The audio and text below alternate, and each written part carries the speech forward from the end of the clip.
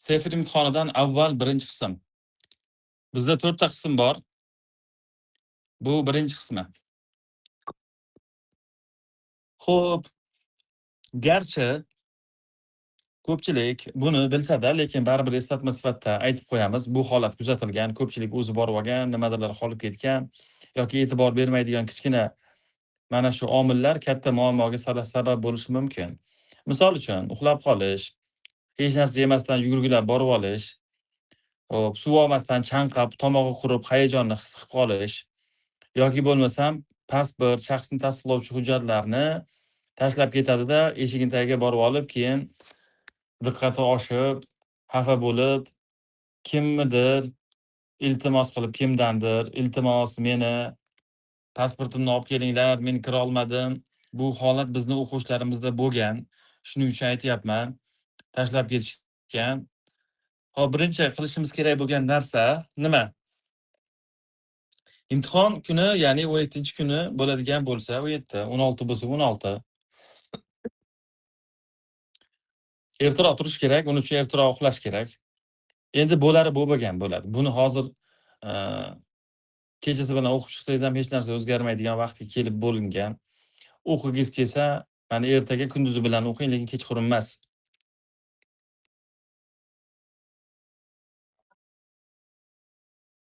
Hech yo'q, 10 da uxlasa ham, odam bir 5 soat uxlasa ham, 5 soat deb ham mayli, 6 soat uxlasin. 4larda tursa bo'ladi. 5, 6 soat, 7 soat uxlasa ham bo'lar ekan, agar 5 da turadigan bo'lsa-da. Erta turish kerak va keyin turgandan keyin nonushta qilib olish kerak, yaxshilab, chunki nonushta qilmaslik, chunki u imtihon uzoq muddat davom etmaydi, obedgacha tugaydi-ku, lekin baribir ovqatlanmagan odam baribir tushkunlik, horg'inlik bo'ladi, kam uyqu. Bu imtihonga ta'sir ko'rsatadi. U natijaga ham ta'sir ko'rsatadi. Bu biz arzimagan deb sanayotgan omillarimiz, bosh og'rig'i, misol uchun, charchoq, toliqish, hammasi bir asosiy narsalar bular. Bularga e'tibor bermaslik mumkin emas. Yengil choy ichib olish kerak, xotirjam. Ya'ni o'sha 8 ga yetib borish kerak deydi. Kiritish boshlaydi 8 dan. 8 dan kiritishni boshlaydi, 9 da xullas imtihon boshlangan bo'ladi. Bu degani 8:30 larning atrofigacha o'zi kirib bo'lgan bo'ladi. Eng uzoqda qolib ketgan odam ham bir 5 ta kam, 10 ta kam 9 gacha yetib olsa, o'zi maqsadga muvofiq bo'ladi. Va yana bitta narsa, suv beradi imtihonning ichida, suv berar edi. Men ham endi ancha bo'ldi kirganimga. Shuning uchun suvdan muammo yo'q. Bir narsalar, ortiqcha narsalarni olib olish shart emas o'zingiz bilan. Baribir kiritmaydi. Xo'p, suv oladigan bo'lsa, suv bersa, suv bizga nima keragi bor desa, baribir yozgi kuni salkam yozga yaqinlashyapmiz. Ertalabda baribir hayajon bo'lib qolishi mumkin, tomoq quruqshab qolishi mumkin. O'shanda bir ichib olaverasiz suvdan. Shuning uchun yo'lda o'zingiz uchun, shaxsiy manfaatlaringiz uchun, shaxsiy ehtiyojingiz uchun imtihondan keyin ham ichasiz baribir, suv ham olavering. Xotirjam bo'lasiz. Chunki og'iz quruqshab qoladi ba'zida. Unaqa holatda baribir og'iz quruqshab qolsa, xuddi hayajonlanayotganga o'xshaydi odam. Hech bo'lganmi, kimdadir bilmadim, lekin menda bo'ladi. Ba'zida og'iz quruqshab qoladi. Yutinsangiz aniqa nam bo'lmaydi xullas. Va eng muhimi, shaxsni tasdiqlovchi hujjatni olib tayyor qilib qo'yish kerak. Metrika bo'lsa, metrika, pasport bo'lsa, pasport, ID karta bo'lsa, ID karta. Usiz kiritmaydi. Imtihonga ruxsatnoma, yo'llanmani keragi yo'q, uni chiqarib olish shart emas. Oldinlari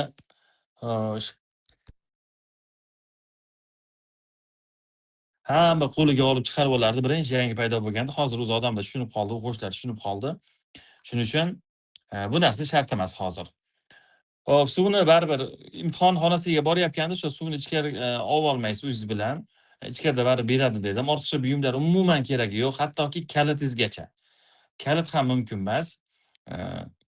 Birorta bir sherigingizni mashinasi yoki kimnidir bir qanaqa xavfsizroq joy bo'lsa qo'yib qo'yasiz. Xullas, mana shu narsalarga tayyor turasiz, borasiz. O'zi kiritishni boshlaydi. Ism familiyangiz bilan o'zi kerakli joyingizga o'tkazib qo'yishadi. Shu.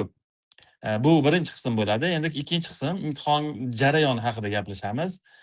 Hop, ikkinchi qismni ulashaman. Birinchi qismcha unaqangi yangilik emas, lekin ikkinchi qismi biz uchun yangilik bo'lib qolishligi mumkin. Hop, imtihon zalidagi jarayon nima bo'ladi? Hop, biz kirib oldik, imtihonga ertalab turdik, nonushtani qildik, kerakli narsalarimizni oldik, suvni oldik, bordik, turdik, hayajonni bosish uchun suvni ichdik, kirdik. Kirganimizdagi nima bo'ladi? Zalga kirgandan so'ng birinchi qiladigan ishingiz soatni qidiring. Soat qayerga joylashganini ko'rib oling. Ba'zida soatni keyinroq joylashtiriladi, ba'zida avvaldan qo'yib qo'ygan bo'ladi. Buni imtihon boshlanishidan avval so'rab oling. Soat qani? Men hozir mana bu o'qib tushunish bor. O'qib tushunishga boshlanganda yoki xat yozyapganimda men soatga qayoqqa qarayman deb so'rab oling. Men shaxsan shu jarayonni o'zim boshimdan o'tkazganman. Taxminan 1-2 yil oldin, 1,5 yil yoki 2 yil bo'lgan bu voqeaga kirdim pavilyonga. Kirsam soat yo'q.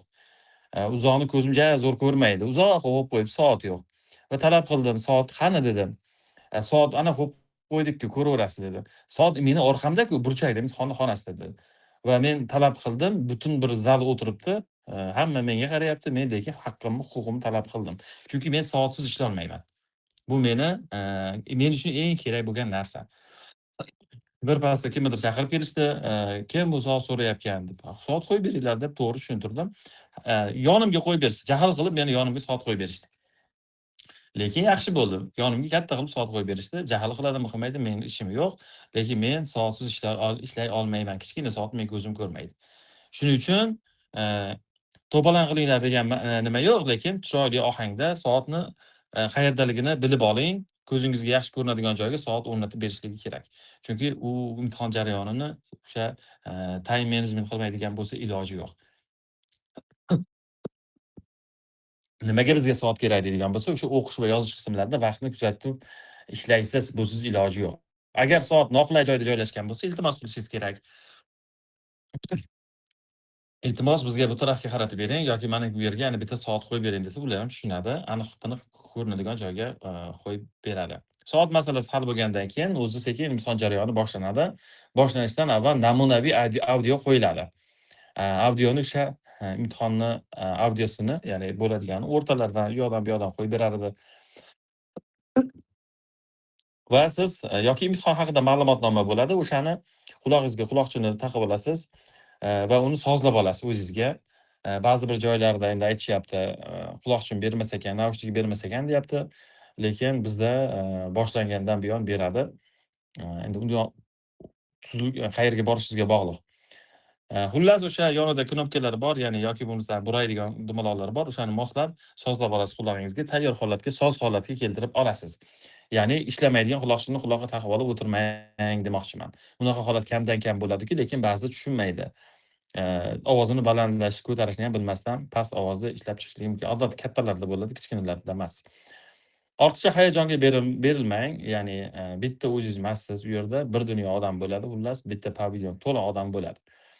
Chunki hayajon nima uchun yomon desa, hayajon bor bilimni ham ishlatmaslikka sababchi bo'ladi hayajon. Ya'ni qo'lingizdagi imkoniyatingiz bo'lib turib, uni ishlatolmaysiz. Nimaga? Hayajon bor. Bu hayajonni bosishlik oddiy narsa emas. Lekin harakat qilsa, uni sal pasaytirsa bo'ladi. O'zi hayajon bo'lishligi tabiiy. Men qo'rqib ketyapman. Endi nima bo'ladi? Bu yil men olmasam iloji yo'q. Busiz meni kunim yo'q. Umuman menga to'g'ri kelmaydi deb qo'rqib qoladi-ku. Yo'q. Yaxshilikka bo'ladi, harakat qilasiz. Shu kungacha tayyorlandingiz, endi bo'lari bo'lmagansidan olganda. Bu yo'q omad. Xo'p, endi bo'limlar haqida gapiradigan bo'lsak, imtihon davomida nimalar kutadi sizdan? Tinglash bo'ladi birinchi, odatda 30-35 daqiqa. Bir kishi savol beryapti, ustoz, tinglashga nechta daqiqa vaqt beradi? Sizga vaqt berilmaydi. Tinglash boshlanishidan tortib tugaguncha ishlayverasiz. Ya'niki 30 daqiqa vaqt beradi desam, tinglash 36 daqiqa bo'lishi mumkin-ku. 36 daqiqa bo'lsa, 30 daqiqadan keyin o'chirib qo'ymaydi. O'sha tugaydi, qutulasiz, bo'ldi, hammasi yakunlanadi.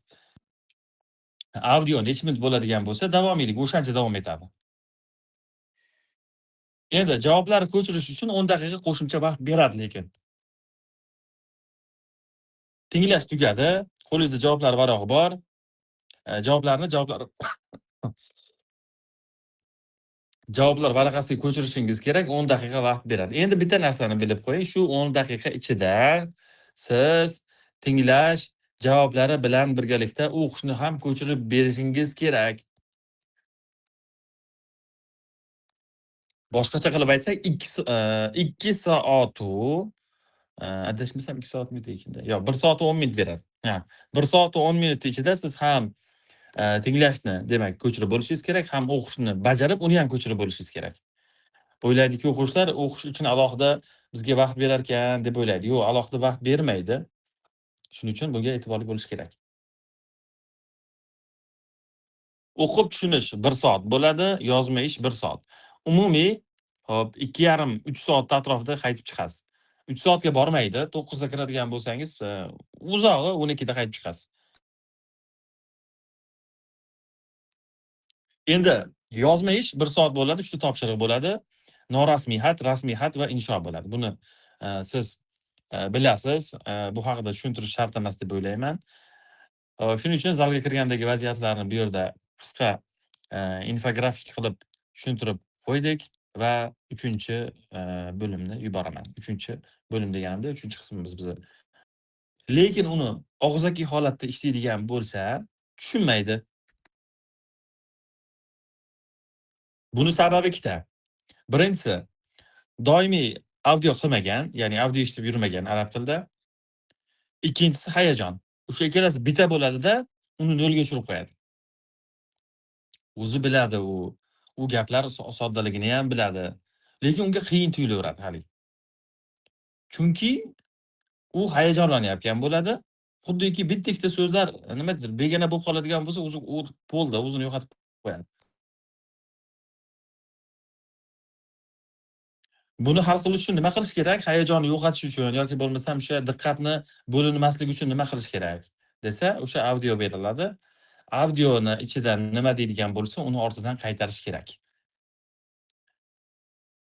Masalan, tazhabu Fatimatu ilal madrasati yawmal jum'ati deb gapiryapti.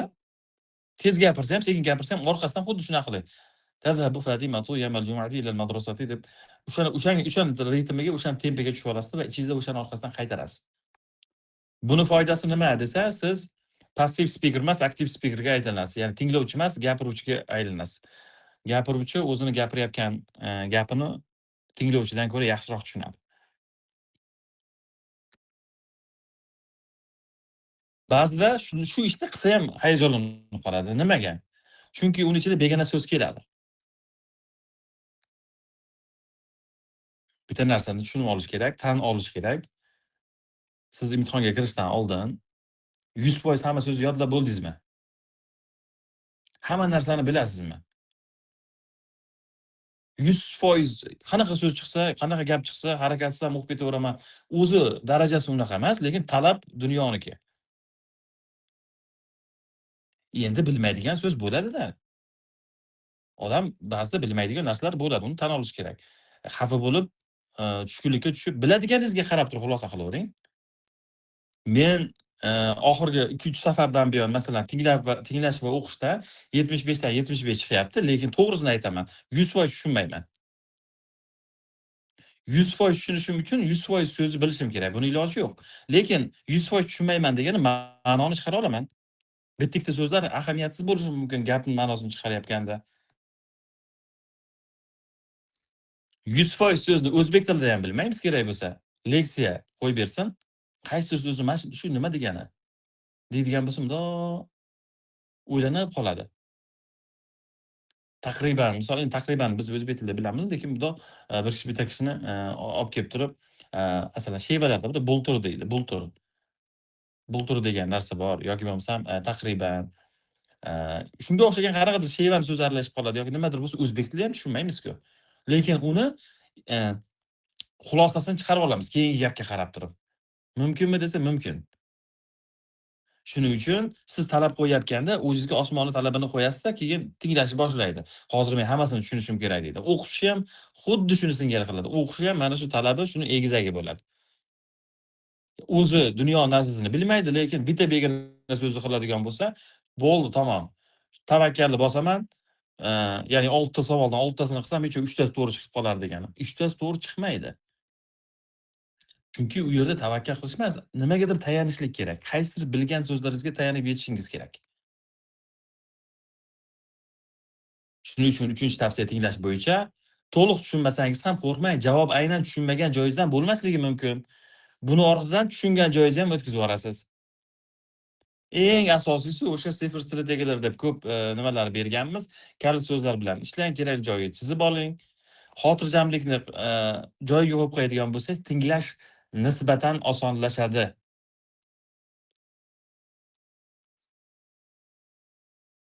Men o'zim testni o'zim tuzib, tinglashdan test tuzib, o'zim ishlab, o'zim topa olmaydigan holat bo'lgan va haligacha bo'ladi. Nimaga?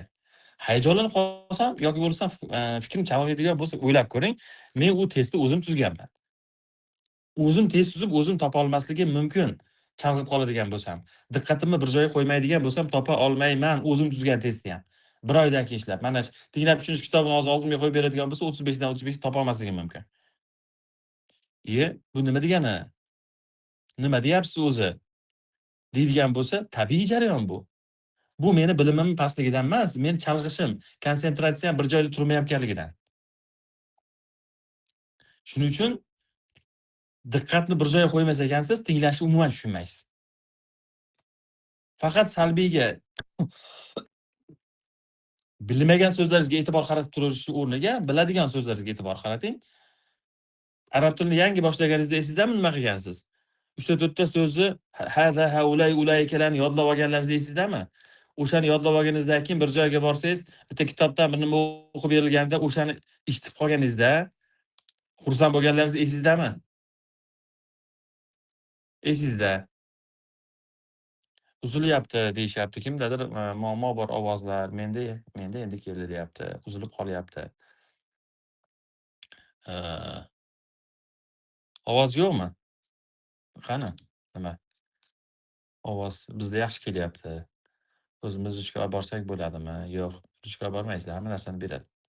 Imtihoningiz chiqayotganingizga o'zini pul qistirib qo'ymaydi xolos. Olib kirolmaysiz deb to'g'ri aytishyapti. O'zi bir-birdagi savollarga bir savolga javob berib o'tiraver ekansizlar. Qani, men chalg'ib qoldim mana ovoz kelmayapti deganimga. Ovoz yo'q deyapti bir kishi. Ovoz uzilib qolyapti deyapti, lekin men internetim yaxshi. Bir qimirlab orasizlarda ovoz yo'qlar.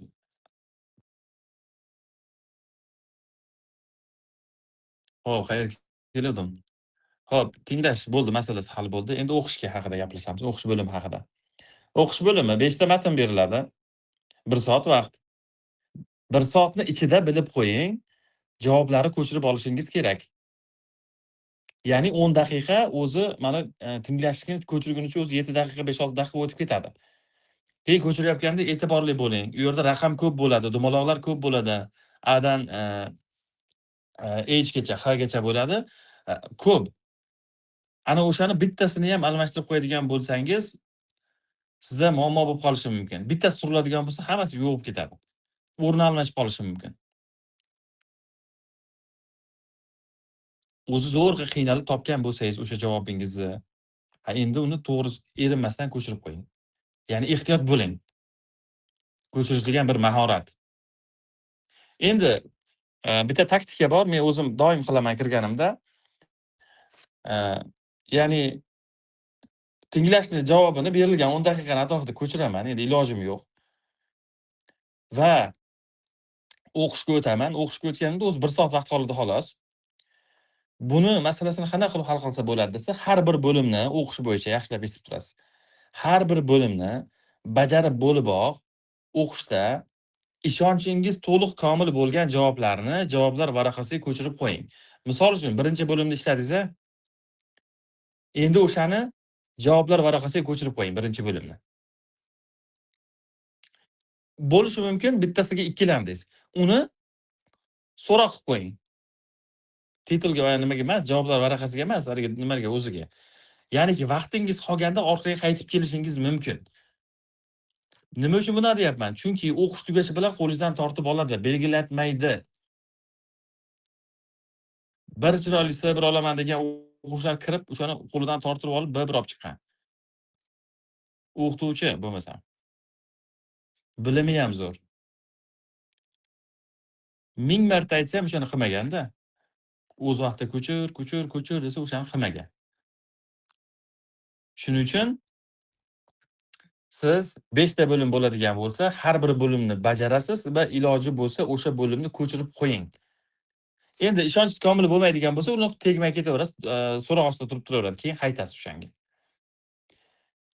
5 ta matn bo'lgani bilan ba'zi matnlar oson bo'ladi, ba'zi matnlar qiyin bo'ladi. Vaqt taqsimoti haqida gapiradigan bo'lsak, vaqt taqsimoti har bir kishining o'zining individual mahoratiga bog'liq. Lekin o'rtacha darajaga bo'ladigan bo'lsak, agarda taqqoslash jihatidan birinchi matnga 10 daqiqa vaqt yetadi. 10 daqiqani atrofida vaqt ajratsa bo'ladi. 2 ga 5 daqiqa ham yetadi. 2 unaqangi qiyin emas, o'zingiz bilasiz. 3 15, 3 4 5 u yog'iga 15 daqiqadan vaqt ajratsa bo'ladi. Shunda 60 daqiqani taqsimoti kelib chiqadi. Endi bitta narsa bor. Agar siz bu standart taqsimot. Agar siz B2 olmoqchi bo'lsangiz va birinchi marta kirayotgan bo'lsangiz, birinchi, ikkinchi, uchinchi matnlarga ko'proq urg'u bering. Chunki siz bajara oladigan narsalar o'sha yerda, siz qila oladigan narsalar o'sha yerda. Ba'zilar shu fikrimga qarshi chiqarganda, domla bizni aldayapti, bu bo'lmagan tavsiya ekan deb. Menga nima zarur? Bu tavsiyani beribdi. Ya'niki chalg'itish bo'ladigan bo'lsa, men bermagan bo'lardim. Endi o'zingiz o'ylab ko'ring. O'zi darajasi yetmaydi 5-bo'limga. Nima qiladi u yerda? Behuda. Darajasi yetadigan joy 2-bo'limida? Darajasi yetadigan joy 1-bo'limmidi? Harakat qilsa 3 ham bajararmidi? Nima bor unga 5-bo'limda? Ko'p vaqt sarflab. Men ko'p aytaman, 5-bo'limni uyingizga vazifa qilib berib yorsa ham top kela olmaysiz 1-2 kundan keyin. Olib kelsa xato chiqadi o'shanchidan ham. She'riy san'atlari so'rayapti. Badiiy she'riy san'atlari so'rayapti. Kim biladi uni? O'zbek tilidan boshqacha u. Yana qarshi chiqib qo'yadi. 1 2 3 4 ga harakat qiling, oxirini endi iloji yo'q. Ozgina o'qib harakat qilib ko'rasiz, bir 5-10 minut qolsa vaqtingizni o'shanga sarflaysiz, lekin shu 1 2 3 4-bo'lim bilan ham ko'p narsa hal qilsa bo'ladi. Borgani mabodo, eng zo'ri 3-5-sini ishlamagan taqdirda ham 29 ta topish mumkin. 29 ta ya, S1 oladi, ishoning S1 oladi 29 ta. Men baholash tizimi haqida ozginadan keyin fikr bildiraman. Ba'zi bir fikrlarni ko'rdim, noo'rin fikrlar bor ekan. Ya'niki xato tushuncha bor ekan. Va oxirgi vaqtlarda ham bugun adolatsizlik, bir narsalar degan narsalar bo'lyapti. O'zimning fikrimni bildiraman. Unga qaytaman gapimni oxirisida. Endi shuning uchun bu 1-2 olsam ham bo'ladi, lekin bitta narsani bilib qo'ying. Bu odam niyati ham sal haqiqatga yaqinroq bo'lishi kerak. O'zi hali umrida sefrga kirmagan, boshlanganiga, ya'ni bu imtihonga tayyorgarlik ko'rayotganiga hech qancha bo'lmagan. Endi lekin uni maqsadi sabr. Bu nima degan gap? O'zi 1 yil ham bo'lmagan. Yaxshi niyat yarim mol deydi, lekin yaxshi niyat ham sal haqiqatga yaqinroq bo'lishi kerak-da. Qaniydi men hozir mana shu o'tirib bir zo'r futbolist bo'lib Manchester Cityda o'ynasam. Mantiqqa qarang. Na yoshga to'g'ri keladi, na boshga to'g'ri keladi, na boshqa narsaga. Menga bir 20 ta 30 ta imomi ham duosi yetmaydi, meni hal qilib bera olmaydi. Chunki mantiqsiz. Men hali unaqangi u soha ham meniki emasda. O'shani singari aytmoqchimanki, C1 ni harakat qilishni o'ylayvering mayli, lekin tavakkalim bilan olaman demang. C1 olganlar tavakkal bilan olmagan, to'g'risini aytaman. 1-2 olib qolishi mumkin, lekin S1 olganlar tavakkal bilan olmagan uni. Bilimi bo'lgan. Hech bo'lmaganda B2 ni baquvvati bo'lgan, omadi kelib, harakatiga yarasha, xullas S1 chiqqan. O'shaning uchun, ya'niki men bergan vaqt taqsimoti 1-chi, 2-chi, 3-chi, 4-chi bo'limlarga vaqt ko'proq sarflang deyapmanmi? O'sha ish qilavering. 5 ozmoz harakat qiling, iloji yo'q uni. Xo'p, Endi Siyvanchilarchi, meni bitta uyim bor edi. Endi men Siyvan olishim kerak. Unda nima qilaman? Men o'zimdan kelib chiqaydigan aytadigan bo'lsam, men masalan, o'zim Xudo xolisa, men o'zim ham boraman. 17-may kuni topshirganman. Men o'zim kiraman. Sizlarga aytgan va berilgan tavsiyalar hammasi o'zimga aytilgan gaplar bo'ladi. Men o'zimga o'zim gapirib o'tiribman desa ham bo'laveradi. Va birinchi, ikkinchi, uchinchi bo'limda men sal tezroq ishlayman. Chunki men bu yerdan vaqtni yutib qolishim kerak va 4 bilan 5 ga ko'proq vaqt sarflashim kerak. Men bilamanki 4-chi, 5-chi bo'lim oson emas. Men bilamanki Sivan olmoqchi bo'lsam 4-chi, 5-chi bo'limda ham xato qilmasligim kerak. Men bilamanki men uchun o'zi 1-chi, 2-chi, 3-chi bo'limda shundoq ham men uchun unaqangi murakkablik joyi yo'q. Men uni ustida ko'p o'tirishni xohlamayman. O'tirish xohlasam ham o'tira olmayman. Chunki o'zi unaqangi qiyin emas men uchun. Endi Sivan olaman deganlarga mana shunaqa tabiiy o'zi tezlashib ketadi. Men aytsam ham, aytmasam ham u 1-chi bo'limni ertaroq ishlab bo'ladi. 2-chi bo'limni ham ertaroq ishlab bo'ladi shundoq ham. Men aytmasam ham. Lekin sal harakat qilib, vaqt taqsimotiga qarab tezlatish kerak. Ya'niki 4-chi bo'limga yetib borguncha eng kamida unda 35 daqiqa vaqt qolishi kerak. Men imkon qadar 40 daqiqa vaqtimni olib qo'yaman 4-chi, 5-chi bo'limga. 40 daqiqa. Men oxirgi kirgan imtihonimda o'sha o'qib tushunishda unda ham o'sha 75 dan 75 chiqqan. Men o'zim aytaman nima qilganimni. 1-chi, 2-chi, 3-chi bo'limni ishlaganimda tezroq ishlaganman va adashmasam shu 4-chi, 5-chi bo'limga borganda 30 minut vaqtim qolgan. 30 daqiqada 1, 2, 3, 4-chi bo'limni ishlab bo'lib, 30 daqiqani o'zida 5-chi martani ko'rib chiqqanman. Lekin ishoninglar, 3 marta o'qib zo'rg'a tushunib olganman. To'g'risini aytaman, Fahmul Mahruni men tashqarida o'tirib tarjima qilib chiqqan odam emasman. Vaqtim ham yo'q unga va u darajamni ko'taradi ham deb hisoblamayman. Darajani ko'taradigan kitob emas u. U o'ta badiiy kitob. Shuning uchun badiiy kitoblarda qiyin darajani ko'tarish. Chunki u 5-chi bo'limda tushmasa, to'g'risi Fahmul Mahruni agar shu Sefir imtihonda tushmasa hech kim o'qimaydi. Shuni hurmatidan o'qiladi. Boshqa umuman nima deydi, men fikr bildirishim Sefirga oid kitob emas, boshqacha qilib aytadigan bo'lsam, u qiyin. Darajasi yuqori demoqchiman-da, foydasi tegadi albatta, lekin daraja yuqori, badiiy, ancha ilmiy. She'riy san'atlardan bersa bo'laveradi, xotirjam. Endi hamma matnlar ham emas, bitta-ikkita matnlar. O'shaning uchun men kirganimda ichkarida o'qib qo'ya qolaman deyman. Shu holatda men shunday qilaman. Shuning uchun 30 daqiqa vaqtimni o'shanga sarflaganman va natija o'sha 75 dan 75 chiqqan. Endi xuddi o'shani muqobil variantida. Nima uchun 3 marta o'qidim desa, birinchi, ikkinchi marta o'qib xulosasini chiqara olmayapman. Umumiy ma'noni chiqarishlik ham qiyin-da. Hamma narsangiz bo'lsa ham ma'no yo'q. U bergan savolga javob yo'q. Shunaqa matn u. O'tirib tashqarida ko'rib olganlarga rahmat, zo'r omadingizni bersin, u ham yaxshi. Lekin agar ko'rib olmagan bo'lsangiz, uni ichkarida ko'proq vaqt ketadi uni tushunib olishlik uchun. 4-chi bo'lim ham xuddi shuni singari. 4-chi bo'limga ham kamida 15-20 daqiqa vaqt ajratilmasa, u iloji yo'q uni ham topish 4da ham. 15 daqiqa emas, katta vaqt. Sizga hozir hammasi kichkina-ku deyishingiz mumkin. Yo'q, yaxshi. Demak, bu o'qish bo'yicha bergan tavsiyalarim shu bo'ldi. Endi testlarni ishlash bo'yicha gapirib o'tirmayman.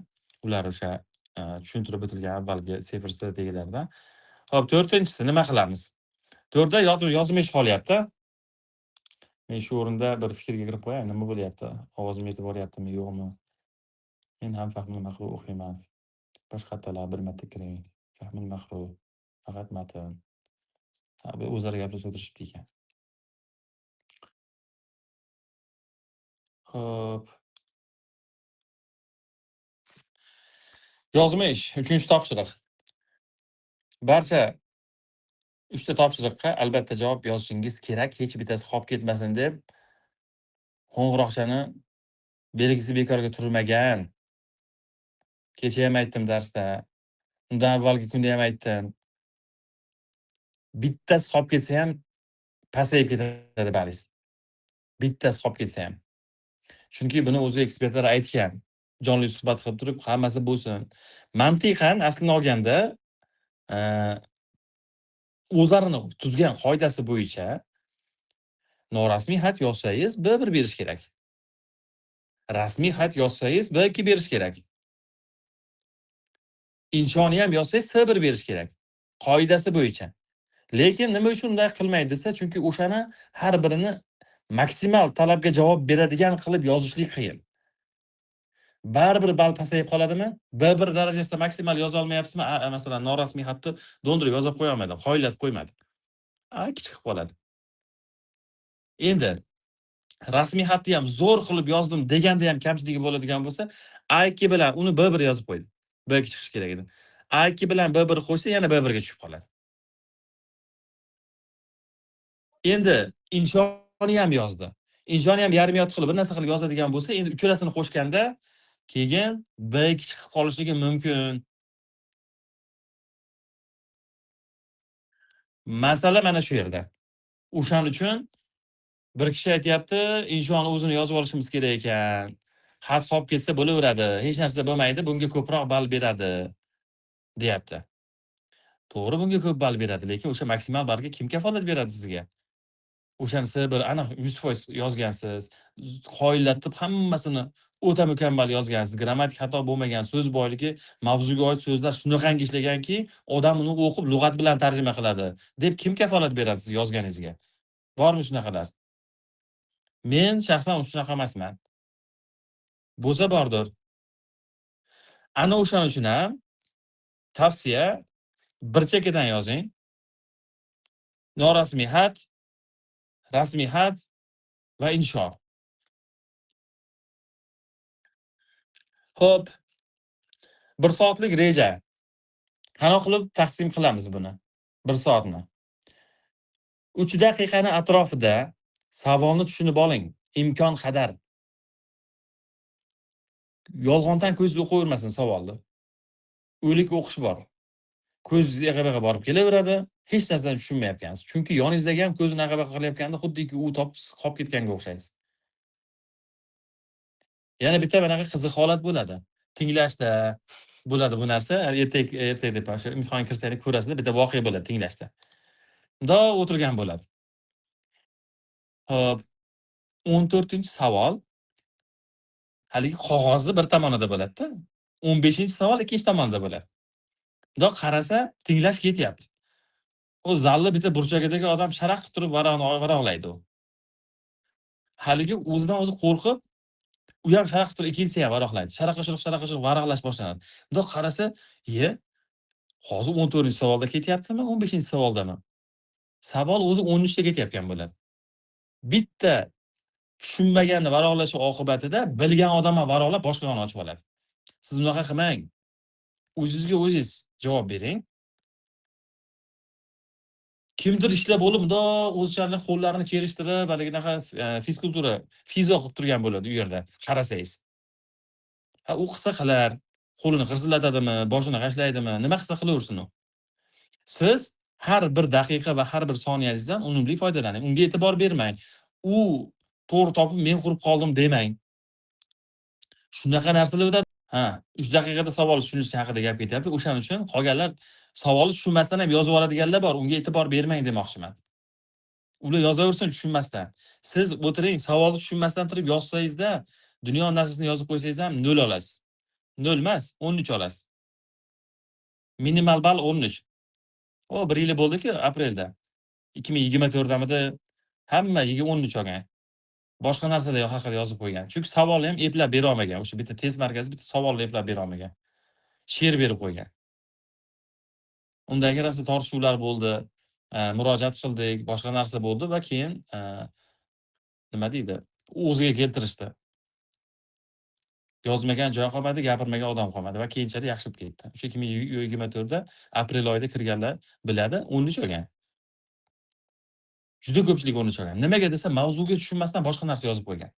Endi aslini olganda sefra tizimida shunaqaki, mavzu yozayotganda ekspert yoki bo'lmasa kim bo'lsa ham tuzuvchi o'qib tushunishlik darajasida savol yozmaslik kerak-da. Bu o'qib tushunish emas-ku.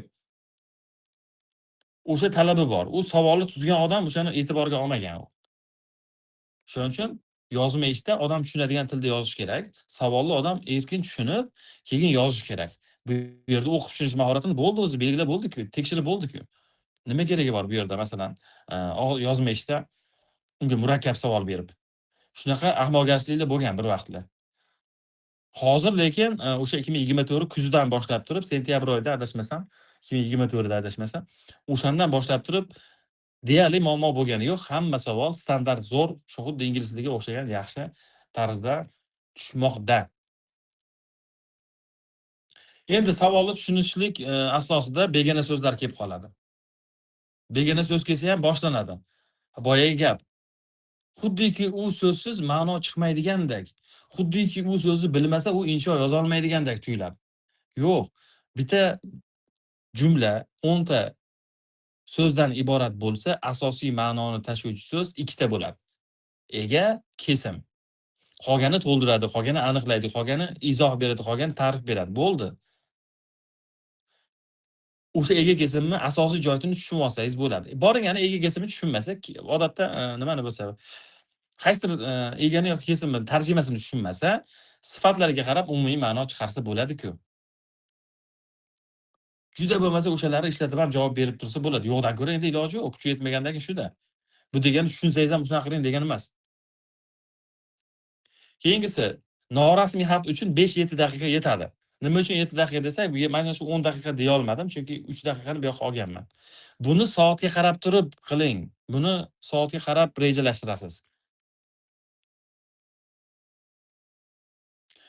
Norasmiy xat xullas o'zi 4 qator yozsangiz yetadi. Kirish bitta, keyin pastiga 2 qator, 3 qator yozsangiz ham o'zi 50 tacha bo'ladi. Taxminanni sanab ko'rasiz, bo'ldi. Va keyin rasmiy xat. Rasmiy xatga ham 10 daqiqadan atrofida vaqt ajratish kerak. Boringani 15 daqiqa. Inshoga agarda yozadigan gaplaringiz, birikmalaringiz tayyor bo'ladigan bo'lsa, 30 daqiqa, 35 daqiqada ham yozsa bo'ladi. Demak, umumiy rejamiz norasmiy xat 5-7 daqiqa, taxminan 50 ta so'z, rasmiy xat 10 daqiqa, taxminan 150 ta so'z, insho 40 daqiqa, taxminan 200 ta so'z. Hop, nima qilish kerak? Demak, birinchi mavzuni diqqat bilan tushunib olar ekanmiz. Qisqa reja asosida yozamiz. O'zbekcha nima demoqchiligingizni bilib oling yozishdan oldin. Qo'l ketib qolavermasin. Hali gapingiz aniq bo'lmasdan turib. Gap tuzishi eng yaxshi uslubi o'zbek tilida nima demoqchiligingizni birinchi bilib oling. Biz nima qilamiz? O'zbek tilida nima demoqchiligimizni bilmasdan turib sekin yozishni boshlayveradi. Qayoqqa ketyapsan degan savol bor. Nimani yozmoqchisan degan savol bor. O'zbekcha gap keldi, gapni o'zingiz saviyangizga tushirish kerak. Odam o'ziga moslab oladi. Haligi mashinaga o'tirganda bundoq o'rindiq bir kishidan kishiga o'tayotganda bittasi oyog'i uzunroq bo'ladi-da, orqaga ketib qolgan bo'ladi. Uni oyog'i uzunni o'rindiqga o'tirib rulni ushlasangiz, u qo'lingiz yetmaydi. Yoki gazga yetmaydi, yo tormozga yetmaydi. Bekirib ketadi o'sha holatda. O'zingizga moslashtirib olasiz. Bu degani og'zakida ya'ni jumlani tuzyapsiz. Misol uchun tez pishar ovqatlar haqida gap ketyapti. Ha, bugungi kunda tez pishar ovqatlar dunyoning barcha jabhalarida rivojlanib ketmoqda. O'zbekcha fikrlab qo'ydi. Jabhaga nima bor edi? Shuni soddalashtirish kerak. Darajangizga qarab yozasiz endi. Murakkabroq yozadigan bo'lsangiz, barcha joylarda rivojlanib bormoqda, mazali yoki o'shaligi manfakka o'shalardan ishlatishingiz mumkin, hamon, hanuz deganlar. Ular bilmaydigan bo'lsa, bo'lib qoldi asbaha bilan ishlatasiz. Uni ham bilmasa, kana bilan ishlatadi. Uni ham bilmasa, masalan, al-akalatu sari'a shay'atun fi jami' anha'il alam. Ya'ni tez pishir ovqat oddiy ismiy jumla bo'ldi. Muhimi xato yo'q. Hech yo'q, beva olib chiqadi. 40 bilan 50 ning orasida bal qo'yib beradi o'shanga. Buzib hamma yo'g'ini odam tushunmaydigan tilda yozgandan ko'ra. Shuning uchun gapni ifodalayotganda o'zingiz saviyangizga, o'zingiz grammatikangizga moslashtirib keyin yozing. Aqlingiz yetmagan, bilim yetmagan gaplarga o'ralashmasa, masalan, men ham o'sha o'zimga aloqador gaplar gapiryapman. Qo'limdan kelmaydigan u rasmiy maqolalar gaplarni men ham yoza olmayman. Xafa ham bo'lmayman. Chunki uni o'qiyotgan odam ham tushunishi kerak men yozgan narsamni. Shuning uchun sodda, aniq, mantiqiy jumla tuzish kerak. Bir-biriga bog'lansin. Grammatik xatoni umuman qilmaslik kerak iloji boricha. Grammatik xato sizni eng birinchi o'rinda pastga tortadigan narsa. Nimaga? Ekspertlar baribir grammatikaga e'tibor beradi baribir. Shaxsan men tekshiradigan bo'lsam, grammatik xato qilgan odamni kechirib o'tirmayman. Chunki grammatikani bilmasdan turib nima qilib yuribdi bu? Shuning uchun grammatik xatoni yashirishlik uchun imkon qadar biladigan jumlalar bilan ifodalasa bo'ladi. Ya'niki qayerdansan desa, A1 darajada ana men O'zbekiston deydi. A2 darajada ana askunu fi O'zbekiston deydi. B1 darajada al makanu allazi askunu huwa O'zbekiston deydi. Mana shuni singari bitta, o'zi hammasini bitta aytyapman. Ana aishu fi madinatin jamila haythu deb yoqda haysu bilan yana bog'lab tashlasa, B2 S1 ana ko'tarilib ketaveradi tepaga. Darajasidan kelib chiqib gapiraveradi. Eng prostoy, lekin men O'zbekistondanman deb ega kesim shibki jumla xabar. Tamom. Predog bilan berib qo'yadi. Shuning uchun tushunmagan narsalarni yozmagan yaxshi. Chunki o'zi tushunmagan narsani kim tushunadi? Vaqtni o'sha topshiriqlar bo'yicha to'g'ri taqsimlash kerak. Qilmasligimiz kerak, o'sha tayyor yodlangan to'liq gaplarni ko'chirib olmang degan narsani bir kishi qayerda savol berdi, ko'rib qoldim. Bu nima degani? Mavzuga aloqasi yo'q narsani aytyapman men. Yodlangan gap deganda mavzuga aloqasi yo'q gaplar bor. Mavzu texnologiya haqida, uni gapi umuman boshqa yoqda. Birikma yodlashlik boshqa, gap yodlashlik boshqa. Struktura tuzib olishlikning aybi yo'q. Xohlagan odam kelsa tortishaman, strukturani hech qanaqa aybi yo'q. Kimdir strukturani yozib pasib olgan bo'lsa, ichki tuzilmasini dabdala qilib chiqqan bo'ladi asli. Men nima uchun necha marta sefr topshirgan bo'lsam 68, 69 chiqadi inshoyim. Biror marta o'zim ham struktura tuzaman. Nimaga meniki yaxshi, nimaga qolganlarniki yomon chiqyapti? Agar yomon bo'ladigan bo'lsa, menga ham ta'sir qilish kerakmidi? Ta'sir qilish kerak edi. Nimaga menga qilmayapti? Aynan haligi o'zi bilimi yo'q, lekin mana tosh otadiganlar bor. Bo'lmasam ijodiy fikrlab yozaversang o'zing, senga kim aytyapti struktura qilma deb, qil deb. Bilganingni qil xullas. Tayyor inshoni yodlab turib yozib chiqmang degan ma'no bor bu yerda. Chiqib olib yodlamang, chiqib olib boshqa narsa qilmang emas. Birikma yodlashda men 100% javob beraman, arablar ham meni xatoyimni topa olmaydi. Chunki men o'zlaridan yodlaganman-ku. Ya'niki sahama yusahimu fi bilan keladi. Bil idofati ila hada. Men mana shunaqa narsalar aytyapman. Strukturaning ichiga tushadi deb. Butun bir boshli gap aytmayapman.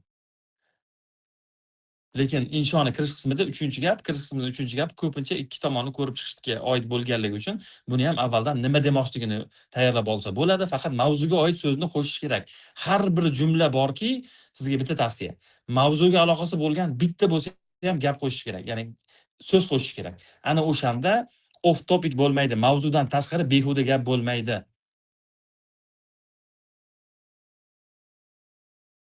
Misol, odam ikkitasi ko'rishganda nima deydi birinchi?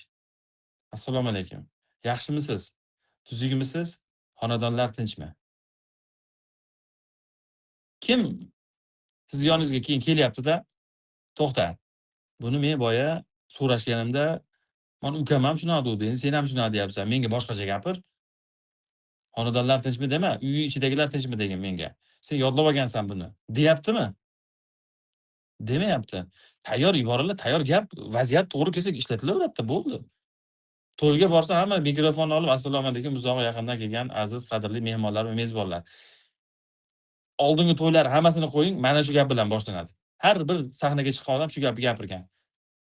Uzoq yaqindan kelgan mehmonlar va mezbonlar. Odatda to'y boshida gapiradi buni. Mana shu 2 yoshli nikohdagi yig'ilgan ekanmiz deb qolganlar gapiradi. To'yda ko'p yurmaganman endi men.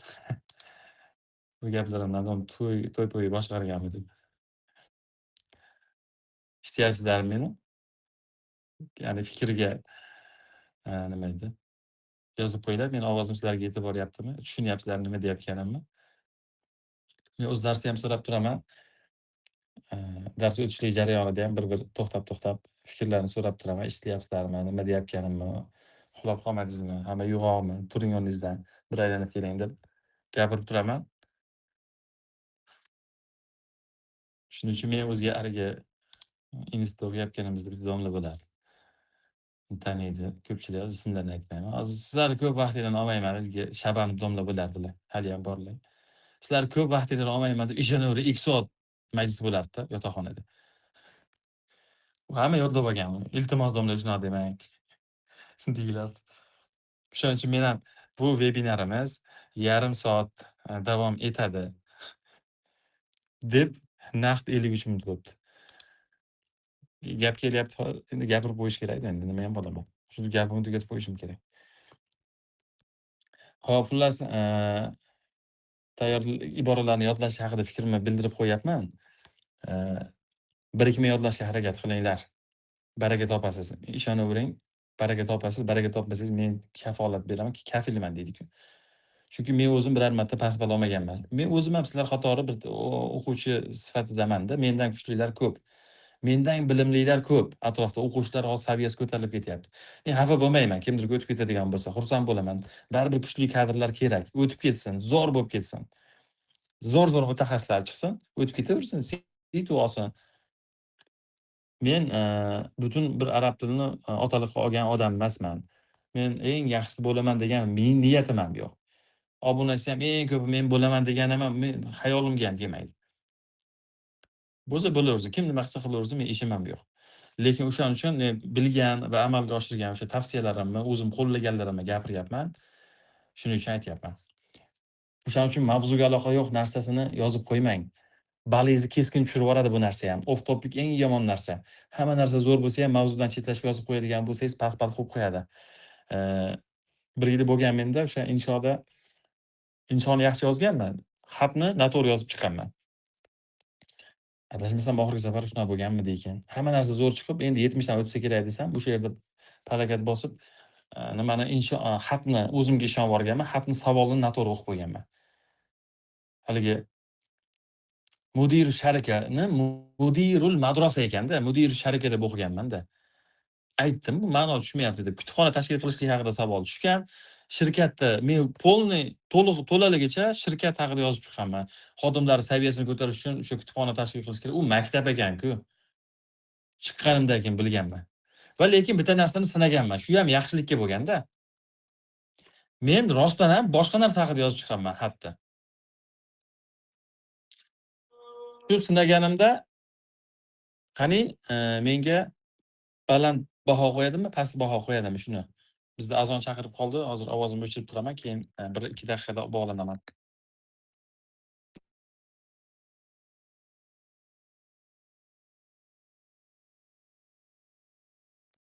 Hop, bo'ldi.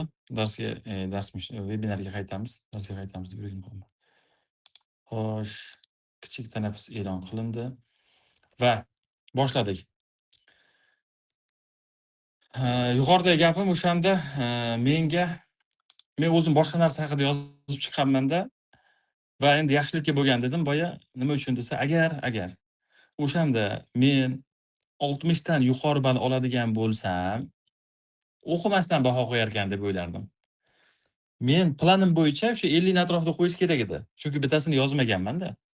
Yozmaganga teng, boshqacha qilib aytadigan bo'lsak, men boshqa narsa haqida yozsam, u yozmaganga teng. Mavzudan tashqarida. Va ana o'sha adashmasam ming oxirisidan oldingizda o'tgan yili bo'ldi bu narsa. Xursand bo'ldim, 53 qo'yibdi. Xullas, natija 53 bo'ldi. Bu degani men xatni noto'g'ri yozganman. Faqat inshoni o'zi bilan, xullas xatga ham bir ozmoz ball qo'yganda 53 qo'ygan. Boshqacha qilib aytadigan bo'lsak, xatga 50, neringa 22 mi qo'yadi adashmasam. O'shanda men inshonikini olganman, xatga bir yo'q deganda ozmoz qo'shib berganda o'sha 53 chiqqan xullas. Va umumiy ball adashmasam o'shanda 69 chiqqan.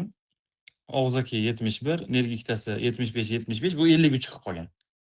O'sha pastga tortgan bitta o'sha og'zaki. Nima insho. Shuning uchun men o'zimning tajribamdan chiqib aytyapman, boshqa narsa haqida yozib qo'ymang. Sizga strukturalaringiz ham, so'zlaringiz ham, grammatikalaringiz ham bir kishi aytayapti, maqol yozsam bo'ladimi deyapti, ey.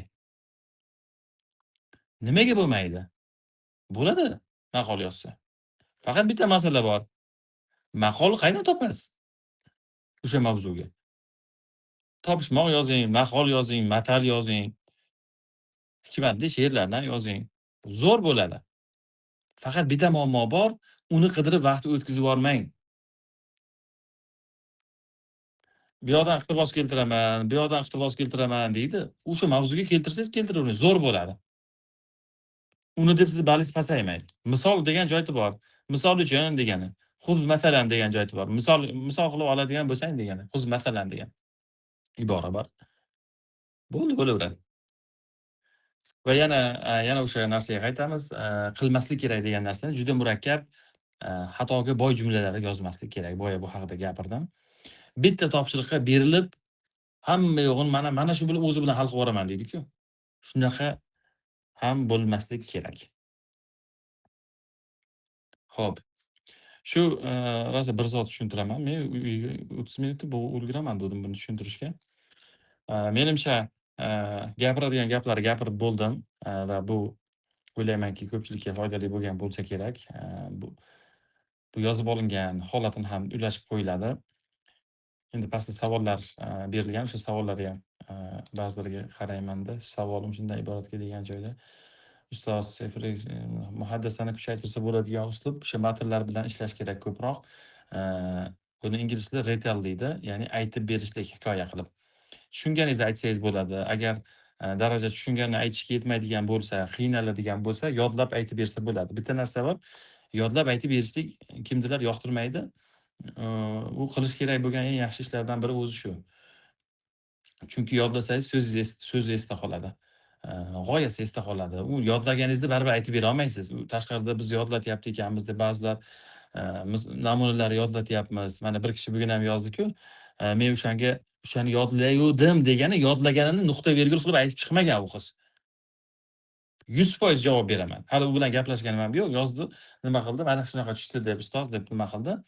100% men ham aytib bera olmayman yodlaganimni. Bu she'rmidiki o'shanda qilib aytib bersa. O'sha g'oyalar, o'sha qaysidir birikmalar esiga tushib, 100 ta narsa yodlasa 10 tasi keladi. 200 ta yodlasangiz 20 tasi keladi. 1000 ta yodlasangiz 10 tasi kelishi mumkin. Yodlash foydasi o'zi shunda. Muhimi keladigan narsa bormi? Bor. Muhimi baza bormi? Bor. O'shaning uchun yodlash kerak deyveraman-da. Muhaddasani eng dahshatli yo'li mana shu uslub. Muhaddasani ham, g'oyani ham yorib qo'yadi xullas, boshqacha qilib aytadigan bo'lsak. Hamma tomon. Buni men ko'p gapiraman. Shuning uchun hop, shu tavsiyamni beraman sizga. Hop, ertaga imtihon kiradiganlarni bor. Ha, yakshanba kunimi ha bor.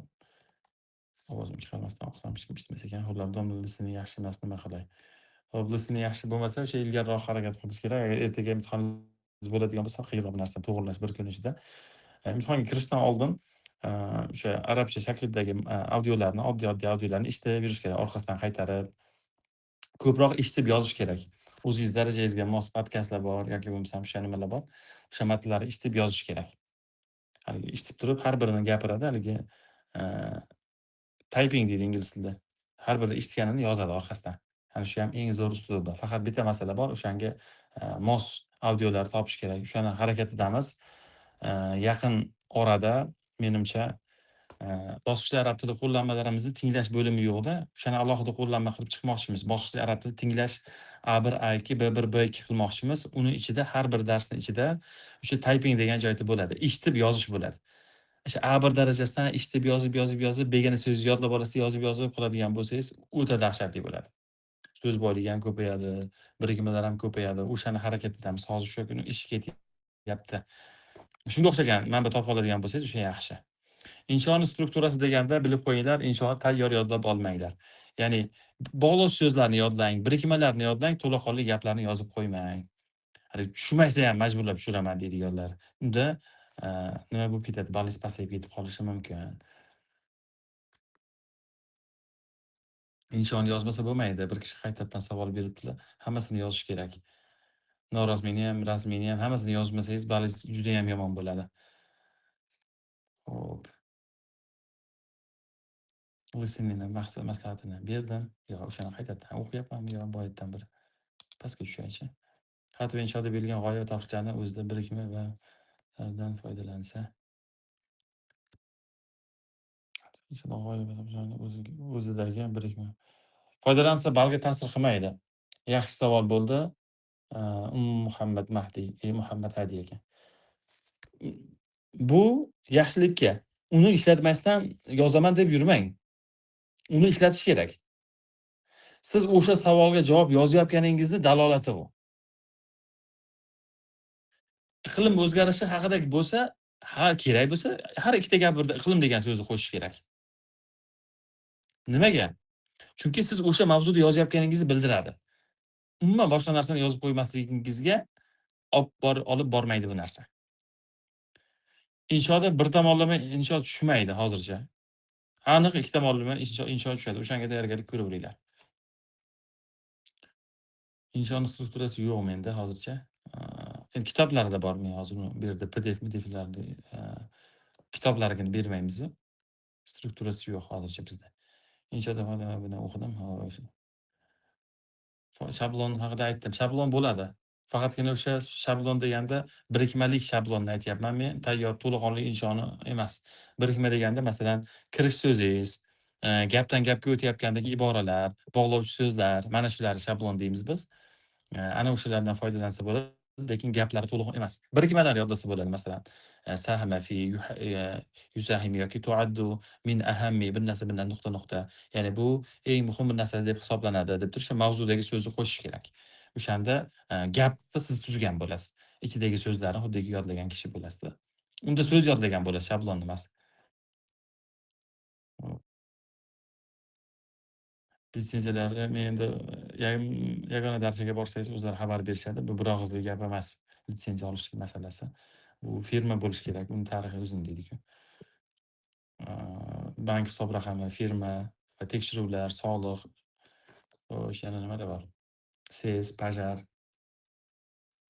ijara shartnoma, ishchi dasturlar, o'qituvchi o'quvchilari nimalari va bir xil tekshiruvdan o'tib olasiz. Shunaqa litsenziyani masalasi. Xo'sh. Yaqinda bo'lgan imtihonda adolatsizlik bo'lyapti degan gaplarga fikr bildirmaysizmi? To'g'risini aytsam, adolatsizlik deydigan bo'lsam, bizni o'qituvchilarimizni ichidan S1 olib chiqdi. Endi men buni adolatsizlik degan bo'lsam, ular oldin ham S1 olgan. Men fikr bildirmoqchi emasman, lekin imtihon men kirib ko'rmaganman, lekin o'quvchilarni ballariga oz-moz ta'sir qilgan. Endi men o'quvchilari shaxsan meni o'quvchim emasda, ular darajasini aniq 100% bilmayman. Endi meni o'quvchilarim emas deganimda offlaynda o'qigan boshqa ustozlarimizni nimasi bo'lgan. Ballarida ko'piniki B1 ham chiqibdi va yarmi 50-50 B1 ham chiqqan, B2 ham chiqqan deyishyapti. Endi bu tabiiy jarayon. Bundan keyin bundan battar ham bo'lishi mumkin. Men kecha tushuntirdim. Nimaga? Saviya o'sgan sari tekshiruvchilar ham bir-biriga taqqoslab qo'yishga o'tadi. Oldinlar edi, inshoni paragraflarga bo'lib yozib bersa, o'zi baho qo'yaverardi yaxshi. Hozir unaqa emas. Hozir o'quvchilar saviyasi ko'tarilib ketyapti. Raqobat kuchli.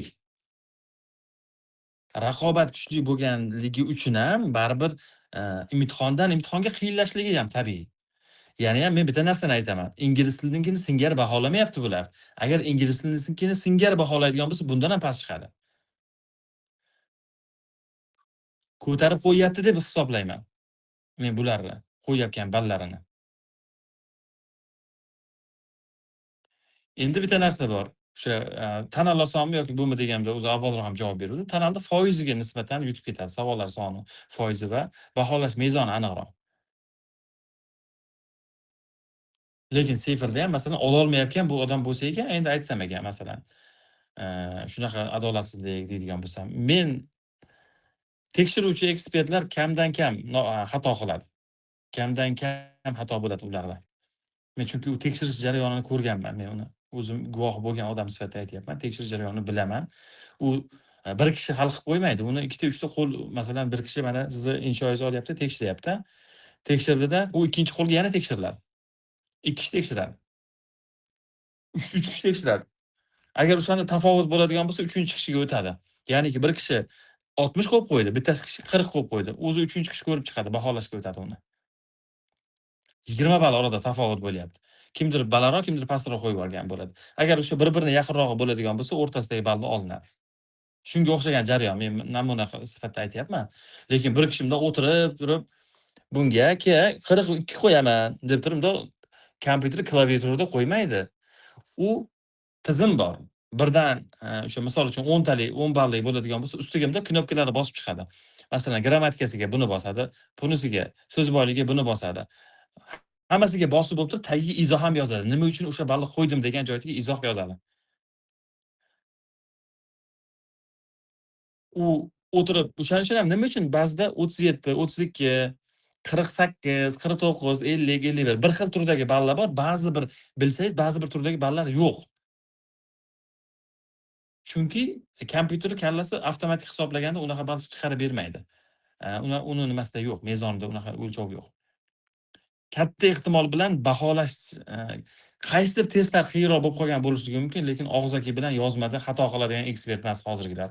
Ular o'zi normal anchadan beri ishlab kelayotgan odamlarda. Ular men o'ylayman, ular xato qilmagan deb o'ylayman. Shunchaki tan olish kerak.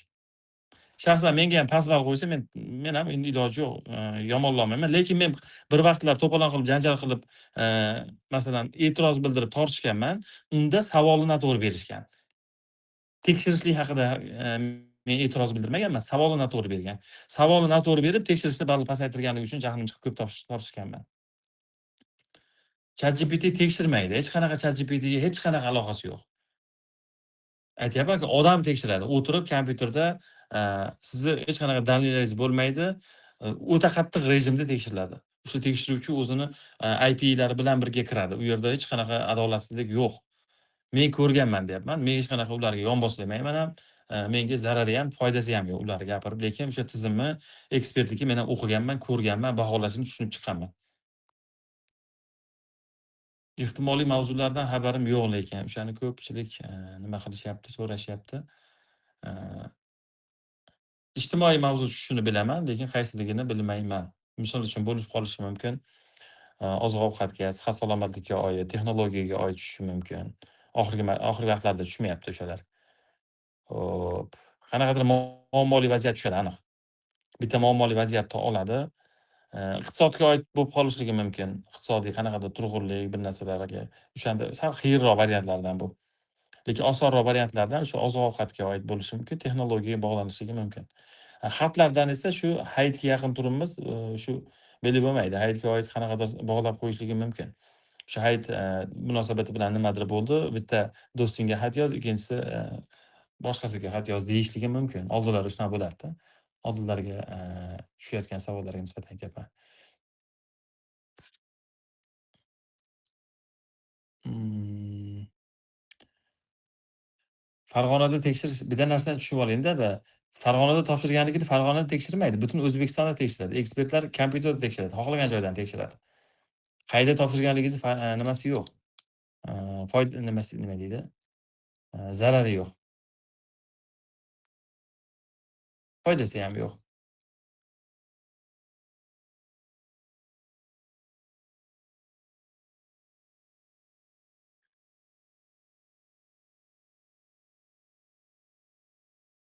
Lekin yana bitta narsa, o'sha o'tgan safargi oyda tushgan, aprel oyida tushgan savol, aprelda bo'ldi. Aprel oyida tushgan savol bizni insho va xat kitobimizdan olingan. Endi undan olinmagan, o'sha to'g'ri kelib qolgan.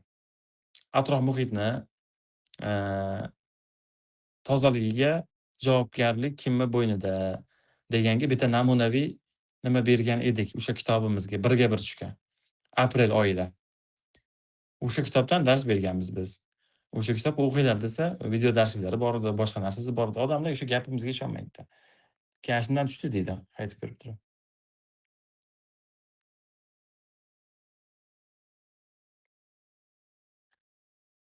Hop. Kitobni bundan qilib rasmga olib tashlamanglar. Chunki siz kitobni to'g'ridan-to'g'ri rasmini olib, yuboryapsiz. Mumkin emas. Insho va xat kitobini, eski varianti shekilli menimcha. Ha, oldingi versiyasi ekan. Oldingi varianti ekan.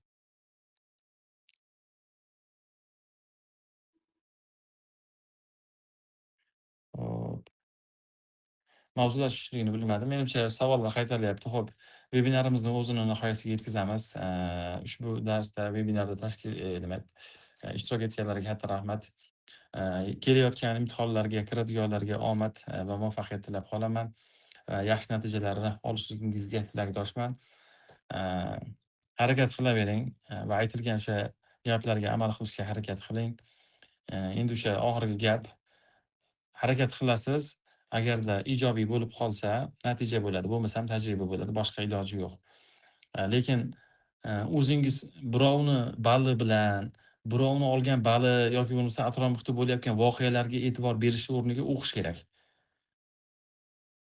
Haligi kim nima qilibdi, bu palonchi mana qilibdi, palonchi bunaqa qilibdi, menchi deb nimadir bo'lgan bo'lishi mumkin. Sizga nima? Sizgina ham shunaqa bo'ladi deb hech kim aytmayapti-ku. Qiyinlashdimi, osonlashdimi? U unaqa yosh bolalar o'tirmayapti uni tepasida. U aqlini tanigan tuppa-tuzuk odamlar boshqaryapgan. Oliy ma'lumotli odamlar turibdi uni tepasida ham. Ular ekspert baribir. Xatolik vaqti-vaqti bilan bo'ladi, lekin hozirgi kunda, unaqa xatolikni men ko'rmadim yaqin orada. Men yon bosmoqchi emasman, to'g'risini aytyapman, menga qizig'i yo'q. Lekin o'quvchilar darajasi ko'tarilgan men bilganim. Oldingi o'quvchilar emas. Qiyoslaydigan bo'lsak, ball baholayotganda daraja yuqorilganligi uchun undora odamlarga balini ko'tarib berilmayapti xolos. Oldinlari nisbatan baholaganligi uchun ozgina yon bosilgan. Ingliz tiliga taqqoslaydigan bo'lsak, arab tiliga yana ham ancha yordam berilyapti deb o'ylayman hozirgi holatda ham. Vijdonan xolis tekshirib qo'yadigan bo'lsa, bundan ham battar bo'lishi mumkin. Xo'p, sog' bo'linglar. Barchaga omad.